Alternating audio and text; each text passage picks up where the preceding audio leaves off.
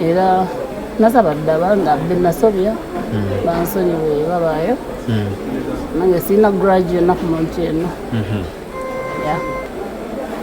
teri bulamu naye nsaba bansonyiwa benanyiza yadde akatonda nsonyiwa naye ate nsiima nnyo abaana bano abamulabiridde mwenna abaana abali mu ggwanga baliwa mulabire ku baana bano abaana basobodde okulabirira nnyaabwe ndowooza kyenjoga amavubuka sere singa oba okola ekintu kikole nga kiva ku mutima nga tolina kyosuubira kati simbaddewo mami sina kyemusuubiramu kimba mumanya nti mwenna buli omu gyali mbasabira mukama basanyuse buli alina kyatodde basaala oba anything.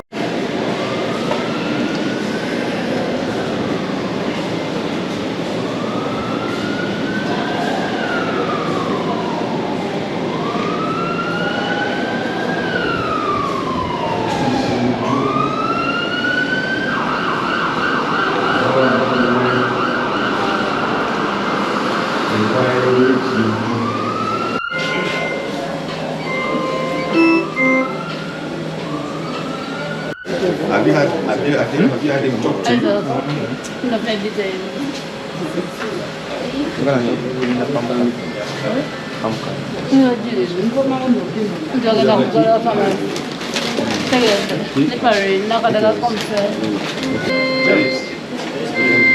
Also get me a towel first. Get me a moist towel.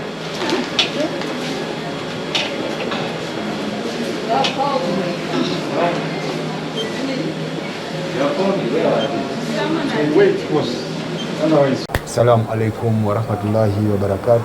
Mbalamusiza mwenna omwagala okubeera nga mutulaba. Nze Sakozi Farouk era nga ndi wano mu ddwaliro ly'Ekiruddu wano ku Salama Road e Munyonyo nga ndi ne mwannyinaze Evlyn Lagu. Neŋŋamba kangendeyoko ndabe tubuuze ku Evlyn Lagu tulabe ki ekituufu ekigenda mu maaso. Evlyn Lagu nga nsanze okulaba mukwano ogamba otya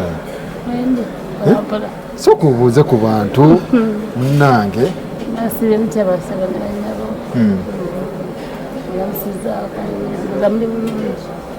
alhamdulillah tetulina buzibu ozibu oba osobodde osobotongerako ku ddoboozi ne bakufuna bulungi.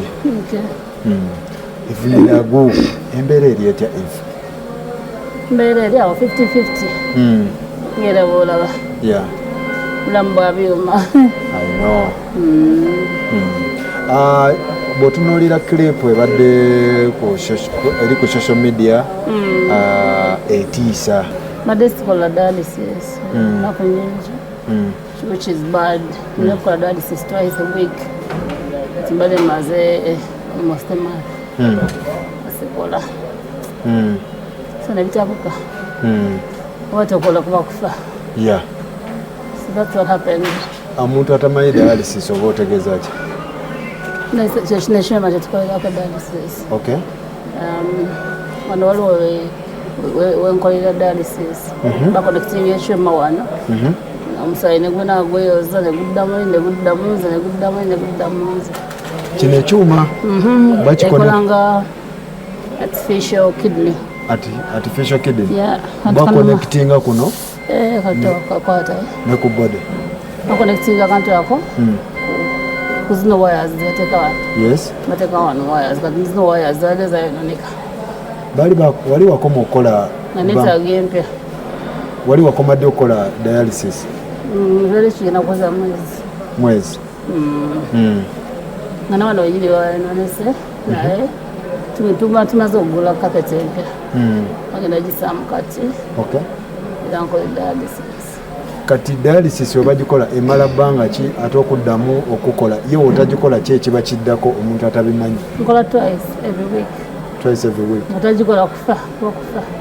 Omusaayi tuba tulina otasobola kusengejja ensigo noddamu nozitowa nozimba kati dialysis ekuyambanga ensigo yali kuyamba ensigo yokwakati ensigo yange efairinga.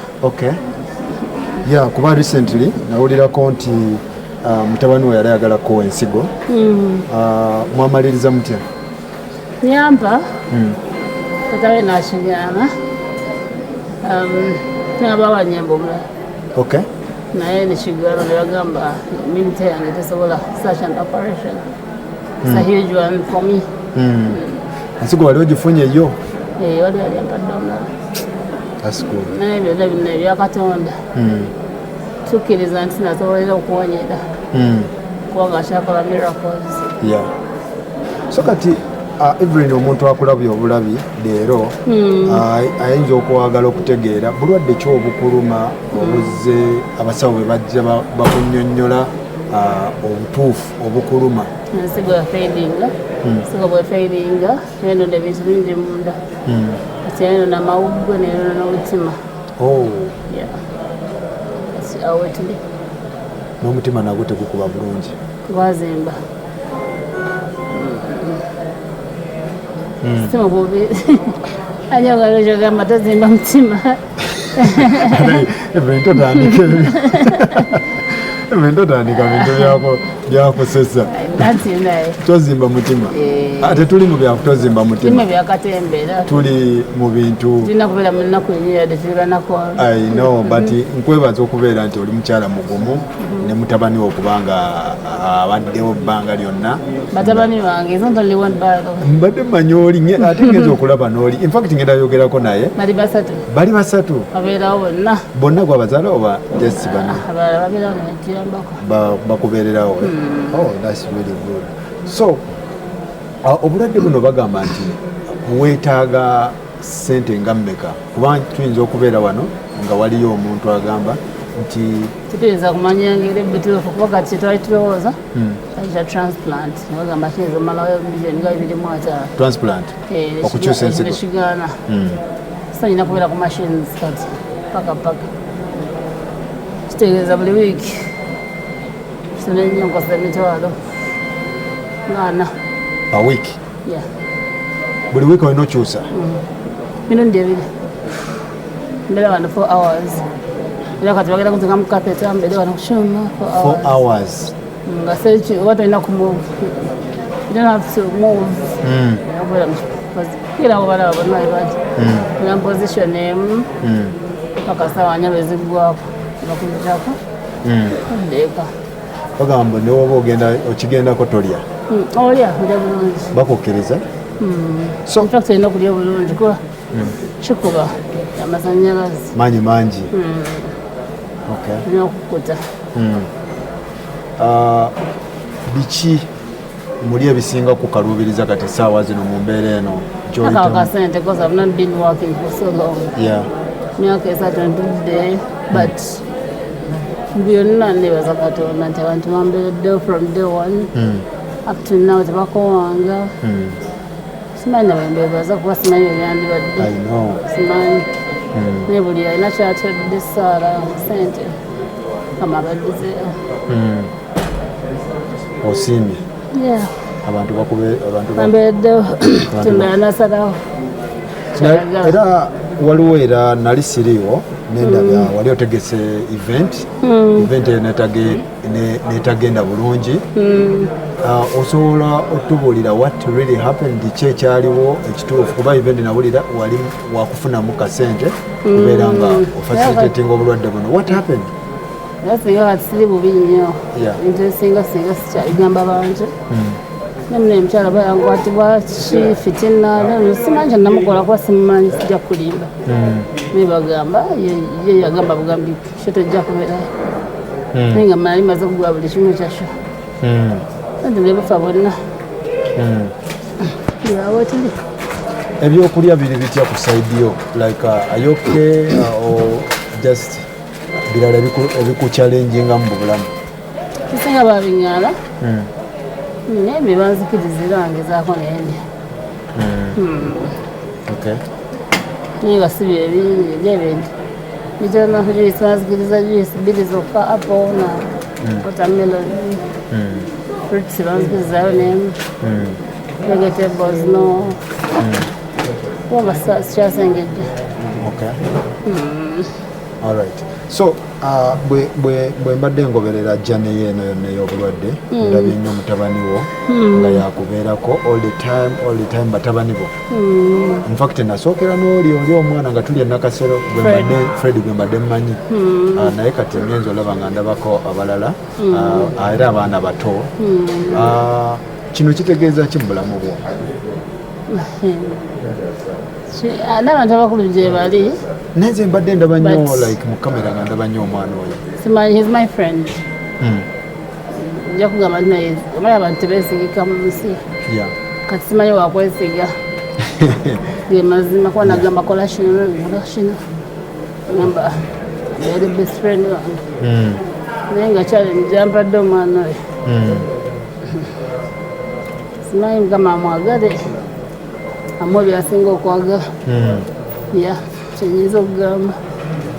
Kubanga ebintu byakola tebikkirizika. Oluusi mutunula ne ngamba. Nalina kuno nga balina amalala. Talinawo yadde n'akamu. Talina malala. Tagenda kugamba mu busimange ngenda kulaba mupiira. Nga ndi mulwadde. Tasobola. Bw'oba mulwadde tasobola kugenda ku kintu kirala. Nsima bino ebintu byabavubuka. Tabigendamu. Ngambe ne mami kitero kizibu kintu kwa nga tesibyo. Ndibavaawo babeerawo. Jagwa ngoba gambe nga ngenda muzalnye kufala. Omwana akwagadde. Banjagadde. Ate tata w'omwana? Gyali. Yali bw'oyita yawukana ddasira. Tewali kyamaanyi. Nina yambuuzaako. Kubeera simulinako buzibu abantu bawukana bulijjo. Which is okay. All right. Nero mwana we tekigenda kushuuka. Oli yagamba nnaku nnya abasawo bagamba omulambo gye guli mazeyo nnaku nnya mu ggwanika. Abasawo bamugamba mulambo gwani ogwange omulambo gwange nagulako mu ambulance mu kifaananyi nazuuka nfudde ngenda neraba ku pikipiki kusemu nga bakubise nga nafudde ate weeraba nesona nako neŋŋamba nzenze okitegeera so bisesa so kati social media ofuna obudde oba ebya social media wabita because omuntu wabeera mu mbeera ng'eyiyo ebintu ebimu obyesalako do you take time no zikiriza katonda tero nolumi gye tulimu abantu bamanyi okukutuka wano ne bafanga bano omulundi gumu ng'obalaba kyokolera oyiwayo kiwotameloni n'omusabirayo ku ssaala n'omugamba omulemire life has to move on. If it's not your day, it's not your day. Yeah, of course. So, kyenzikiriza. So, social media tojitya. Ogenda comments n'ozisoma. Niraba. Niraba, mbimansobodde osomako. Olina omutima omugumu. Olaba naffe abalamu oteekayo post oluusi n'otyo nzikiriza Katonda. Naye kaakati ate gwe omulwadde. Nzikiriza Katonda kyenzikiriza. Abantu bose mbalaba bulazi. Comments zino oluusi wozisoma ezikugira ezikwakkanya kiki owulira muli? Mulimu abantu abasitandinga nange basowolera bulungi ogamba bambera isaidi yange wanga tewali agala kulonda mu mbeera mwenge naye ate era I don't wish it for anyone. Yeah, of course. But if I wish it for anyone, kitegeeza langa nina omutima omubi. Yeah, true. Nange ndagamba kama lwaki nze ndwala lwaki segundi lwaki sinze lwaki example ina kubeera ku mulala tinagamba ki mukama akusonyiwe kuba olaba omuntu osobola n'abasawo bennyini ne boogera nti obulwadde obumuluma bwe buti naye omuntu n'agenda n'awandiika somewhere n'acreatingayo obulwadde obubwe ate omuntu nasoboterera gamba tasoboterera tenanaterera so tukiriza Katonda ebintu ebyo tebikkosa muli n'owulira nga omuntu munyonyedde obulwadde obunuma naye ate akulyetinza obubwe yuget kwano fe twalwaladde endwadde zitamanyi nezitumanyi kisinga tulaba birabe tekyalina kikutiisa ina Katonda abantu bo balina okwogera I know olina kyewejjusa kati nkubuulireko n'abantu abayogera ebintu bingi natandika okulwala mwala omu yankubira essimu ennaku zino ali mu USA simumanyi nangamba mbuliddwa otulo mugamba lwaki tinayogera bwe nti ku Facebook yo nga wakalwala naye Katonda buli ssaawa ngamba nkwetondere ngamba mbuliddwa yadde omulimu yadde ekyokulya ebyaddala ngamba sikulinaako buzibu kuba sikumanyi ngamba sikulinaako buzibu kuba sikumanyi kandoza waita weeks bbiri nateeza $2 ngamba nafunye omulimu abala kunsabira so ebintu ebisinga bakuba tetubaayo Katonda abantu abakuba emiggo gyabwe gwe n'oyogera ku muntu ekigambo naye Katonda n'akwatira Samuel ewakaawo nawe na sisitawo na baganda bo oluusi maama otamanyi kiddako we don't just talk abantu emimaja muminda tutandika ogifugira ddala nekusitasi yange ekyo nakisaako your mouth can ruin your blessings kubanga ogera ekigambo omuntu gweyogerako tomumanyi ndaba ku TV you don't know me kyenjagala omanye kyenkulaga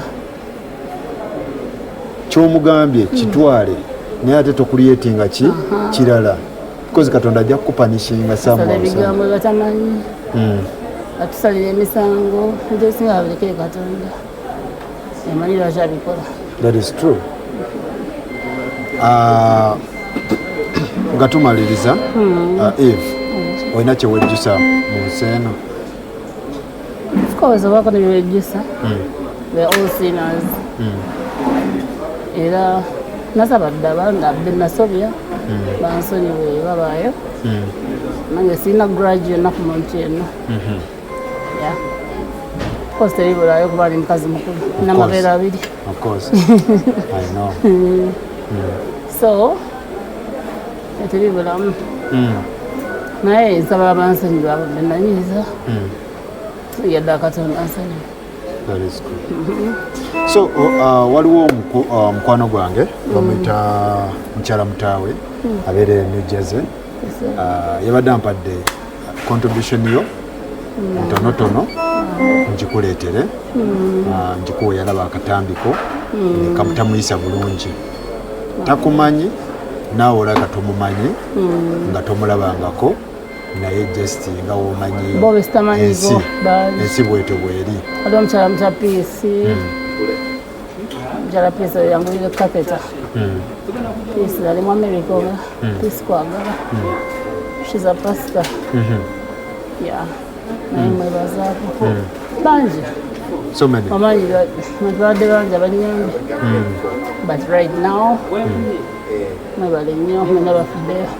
Thank you so much. So ebbaasa eno yantumye ng'erimu akakadde ka ssente so naŋŋamba akasente ako kakuyambeko mu by'obujjanjabi okakkirize tomumanyi takumanyi wabula nze mumanyi nansaba nkakuleetere era mbadde nsaba okakkirize Ivu wange badde wali wanneerabira naye nze akobadde bunuma nzijjako waya. I know. Olaba ffe abalamu fe abavaako waya kakati ate omuntu omulwadde akubana esimu nemugamba temumpa olaba bosa atuuka ewaka najjamu ekigambo nekigaana bosa omanya mbeera ekaaye bulungi naye yewunyagala sanikemu ibayogera nange nga bosa ndekasala okwogera ngamba olaba ogambye bwoti oli mulwadde bamba nti bemanyi abagumu mwoli naye obadde omanyi okuluma. So nsaba oba nebalizeeko tuveewo wano tukuleke. Njagala kwebaza mukyala Ruth Mutaawe ne mwami we Mutaawe mwami Mutaawe nabonna bonna bankwatiddeko mama Piisi abansabira waliwo paka last bampa emmere bo paka last lule nasalawo anytime wenjagala okulya. Thank you so much lule ndankuwa bukuba essimu lule akuwa emmere yonna oba sawa mmeka oba ndiruddawa ye lule oyo ate natakomaako upkeep lule. That's good.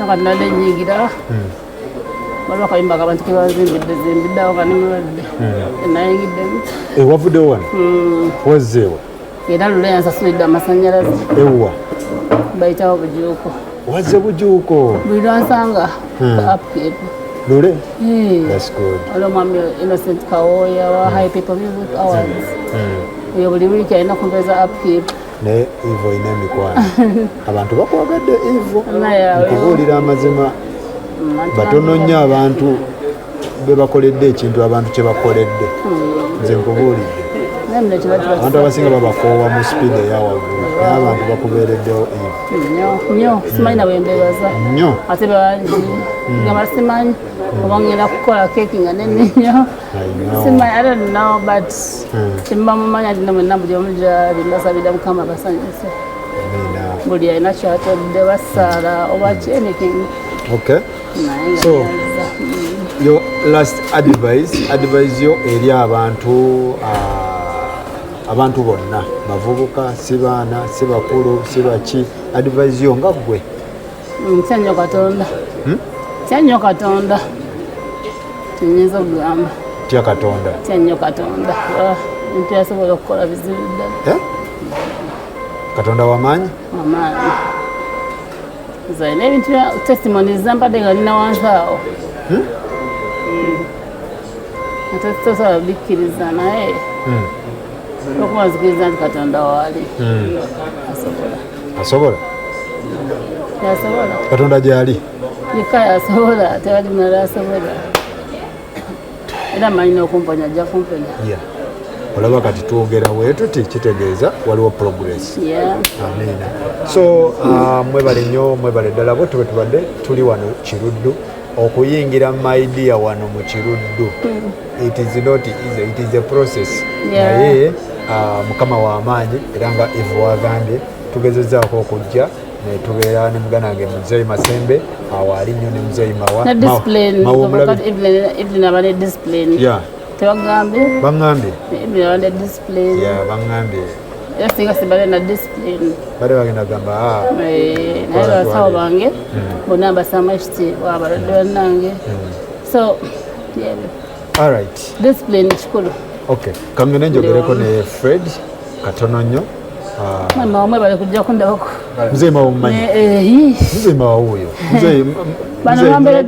bano bambereddewo kuva buto aliwa ono nkuza alaba Muzeeyi Mawa jangu sooka okulaga abayambye ku Evlyn Lagu ono okusinziira embeera mwe ali naye ate nsiima nnyo abaana bano abamulabiridde mwenna abaana abali mu ggwanga baliwa mulabire ku baana bano abaana basobodde okulabirira nnyaabwe ekyo nno mukoze kirungi nnyo bakoze kirungi nnyo neze nkubira buli muntu omulanga buli muzadde buli mwana ali eyo nti maamawo oba taatawo oba jjajjaawo mubeererewo ng'afunye obuzibu kubanga naye abadde ensi yataanuuka omwana asobola okugaana okukulabirira abaana bano era abaana bo bannange nze mbasiimye nnyo okusinga ku kyo kye bakoze kubanga asinga kati emyaka gye balimu bandibadde bali mu disco bali muki nga bawuliza naye banga basobola okubeera wano buli lunaku buli kadde nkulaba nabo mu motoka nkulaba nabo bafuga tebeekaanya era nsaba Allah abaana abo abawe kye basinga okwagala. Amina. Mawa omutegedde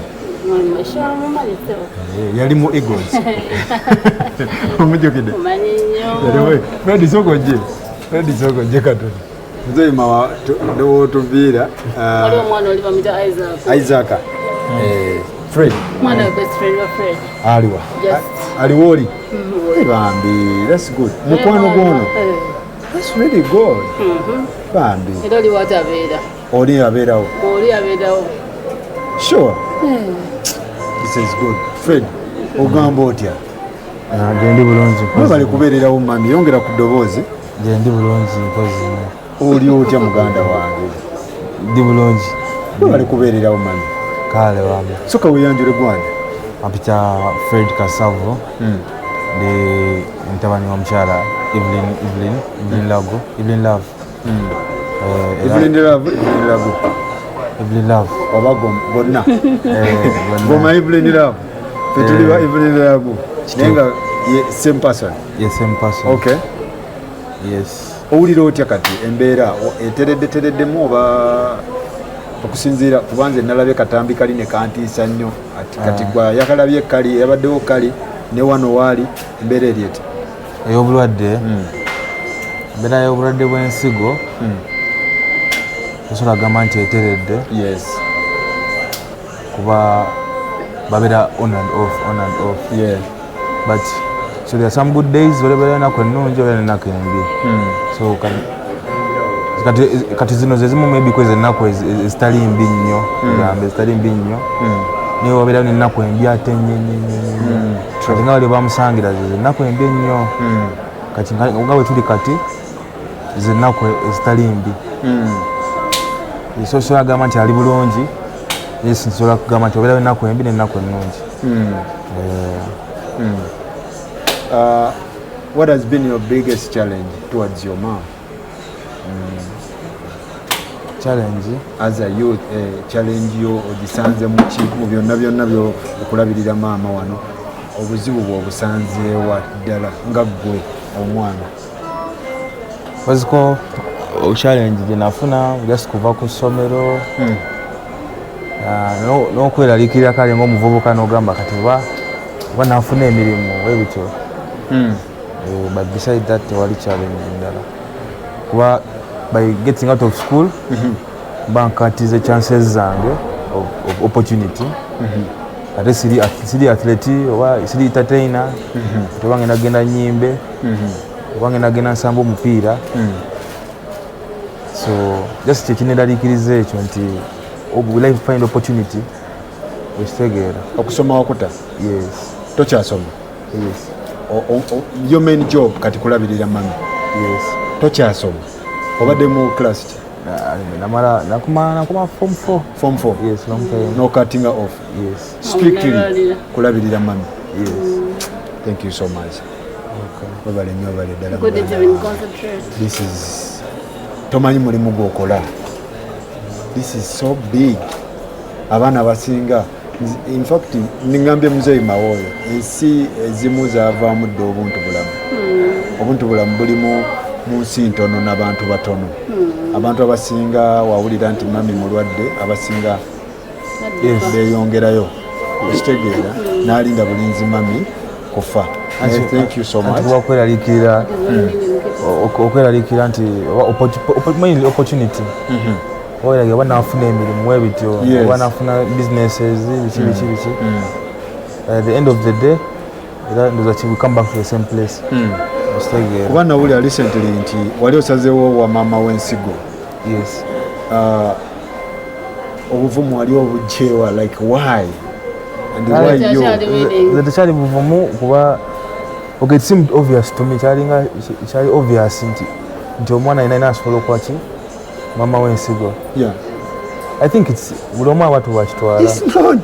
It's not an easy thing gwe kyolowooza nti kyangu. Tekyali kya buvumu nti determination just seemed obvious to me. Are you still willing? Yes. Bwe bagamba nti tujagala ogimuwa? Yes, because even up to now ebisinga bimatchinga blood group and everything is the same, so you're still willing? Yes. What happened? Kyagana basawo bagana? My immunity is down. Okay. It cannot handle such an operation. I'll need a huge. Yeah. If omwana ono muwa bubaka ki? Musabira Katonda muyamba. Musabira Katonda muyamba musanyusa. Si byangu n'omwana byako. Si byangu nkubuulira ebyadde. Nate naye kale. yes, Isaac ne Jacob. Katugenda twogere ne Isaac soko gye wa. Ne Jacob. Isaac soko gye. Tugenda nange basobera dda. ono bamuyita? Nta Isaac. Kambuwe ego. Isaac. Nsenso okulaba. Kale sana. Soko weyanjula abatakumanyi. Manya gange nze Okech Isaac. Okech? Yes. Isaac. Yes. Okola ngani? Okola nga kiyambiwa mami waffe Evlyn. Oli mukwano gwono oli muganda we? Best friend wange. Ono best friend wo? Yeah. Mwa becoming a difference? Mu 2018, twali tusoma friend. Mwali musoma mwenna? Nga muli mu class yemu, right? Senior 3. Senior 3. Yes. Nofuka friend wono. Kati amawulire ono akuleeta atya mu bintu by'okubeererawo ate maama we? Kijja kitya? Twalina kasero. Twalina kasero nga batwali meetings. Yeah. So abagenyi bajjanga, different people, my friends used to come. Yeah. N'abakwano ba mami. So Isaac naye najja. Oba yali avudde wala. So he couldn't go back. He had to stay the night. Kati nalabanga ate ebintu ebyetaagisa bingi ate nga ndiwo ki? Nga ndiwo bw'omu. Isaac abeera. Where you from? Kiwatule. Kiwatule. Bano babe. But then obudde bwali late nga tasobola kudda Kiwatule kiro. Batwalina kasero. Kati ngalaba mami kubanga mwaka kasera mami bamufundisemu ekidomola muno ekimujjamu amazzi nga baka Mugamba omulwadde ali ate. Mugamba ntakyali wacupa wa bidomola. Ali bamufundisemu ekidomola.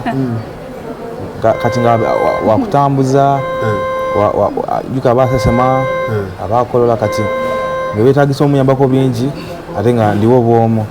So nabeerawo natuyambako mpola mpola. Bwe batyo tubeera naye nga atuyambako nnyo. Yes. So nayingira mu kintu willingly nga tewali amuforcinze. Yes. Isaac, kati obeera nabo oba? Mbadde nawo kumala akaseera kawanvu. Lwaki wasalawo okubeera nga ono watabeera gwabeerawo? Right? No, ali mbaawo.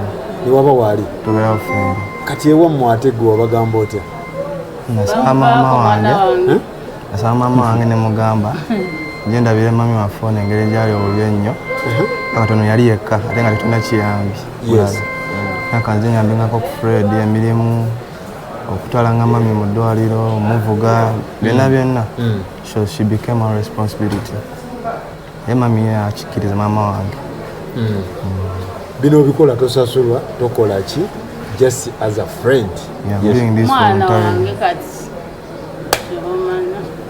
Bino mu Uganda mukyalimu abantu we bati?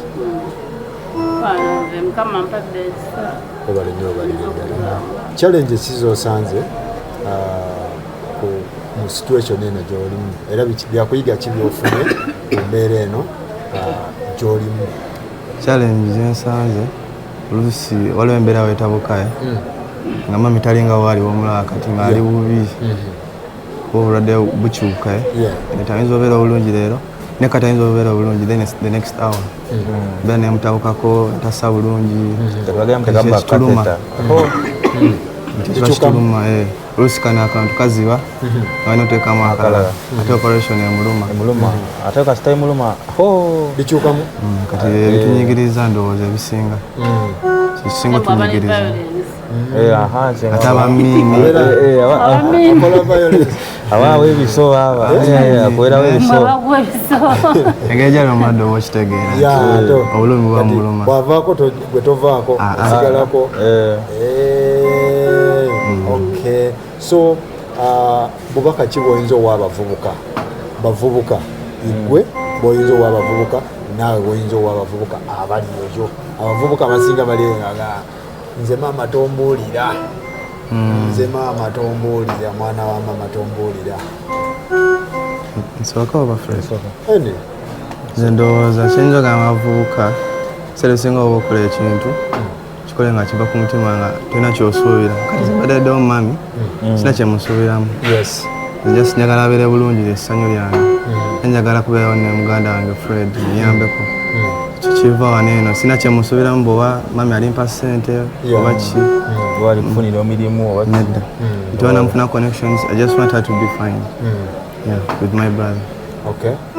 Fred tuliwo obubaka bwempa abavubuka nti abavubuka waliwo ebiti bingi abavubuka bayita mu bizibu abavubuka bayita mu bizibu basaba mubeere bagumu oba tewali mbeera ya lubeerera era mbasaba mwesabirenga nnyo mukama akola amakubo n'awali obulungi era mbawa amagezi mwegendereze kuba bulamu ku nsi tuli bagenyi ekintu kyonna kyonna kisobola okutuuka ku muntu yenna so olaba oli nga ali mubuzibu tomusekerera oba bwebityo tomusekerera just pray for them obulamu butambula asobola okuyamba oba osobola oyamba oba osobola okubeera if you can be kind if you can help oba osobola okuyamba kubanga kati nga mama waffe ono ye abantu bamubeereddewo nnyo kubanga yali she was kind yes